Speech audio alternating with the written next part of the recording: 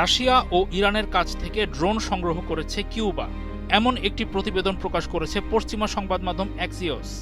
এমন খবরের সত্যতা কতটুকু? এসব প্রচারণার উদ্দেশ্যই বা কী?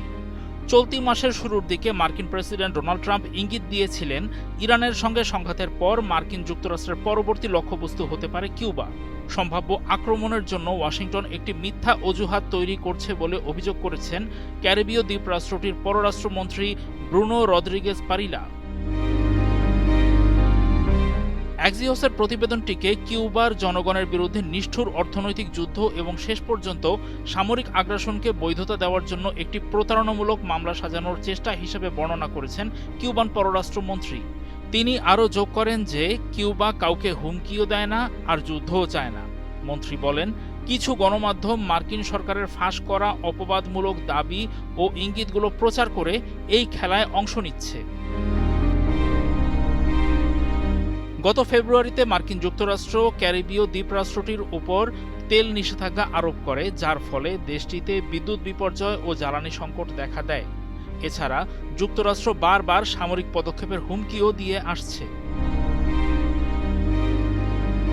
গত রবিবার মার্কিন যুক্তরাষ্ট্র ভিত্তিক সংবাদ মাধ্যম অ্যাক্সিওস একটি গোপন গোয়েন্দা প্রতিবেদনের বরাত দিয়ে দাবি করেছে 2023 সাল থেকে 300টিরও বেশি ড্রোন সংগ্রহ করেছে কিউবা। এছাড়া গুয়ান্তানামো বেতে অবস্থিত মার্কিন নৌঘাঁটি, মার্কিন যুদ্ধজাহাজ এবং ফ্লোরিডার কি ওয়েস্ট বিমান ঘাঁটিতে সম্ভাব্য হামলার বিষয়েও কিউবা আলোচনা করছে বলে প্রতিবেদনটিতে উল্লেখ করা হয়। একজন ঊর্ধ্বতন মার্কিন কর্মকর্তা এক্সিওসকে জানিয়েছেন যে হোয়াইট হাউস কিউবার সম্ভাব্য ড্রোন ব্যবহারকে একটি বাড়তে থাকা হুমকি হিসেবে দেখছে।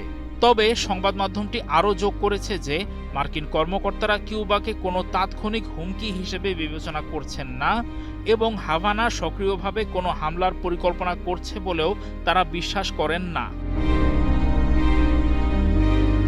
সোভিয়েত আমল থেকেই কিউবার সঙ্গে ঘনিষ্ঠ সম্পর্ক ও সামরিক সহযোগিতার দীর্ঘ ইতিহাস বজায় রাখা রাশিয়া কিউবাকে ড্রোন সরবরাহের বিষয়টি নিশ্চিত করেনি। রুশ প্রেসিডেন্ট ভ্লাদিমির পুতিন দেশটির ওপর মার্কিন অবরোধকে অগ্রহণযোগ্য বলে নিন্দা করেছেন। অন্যদিকে রাশিয়ার পররাষ্ট্র মন্ত্রণালয় জানিয়েছে যে মস্কো এই দ্বীপরাষ্ট্রটিকে রাজনৈতিক, কূটনৈতিক ও বস্তুগত সহায়তা দিতে প্রস্তুত।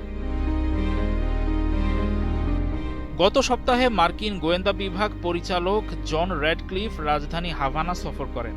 তিনি সেখানে সংস্কারের জন্য চাপ দেন বলে জানা গেছে।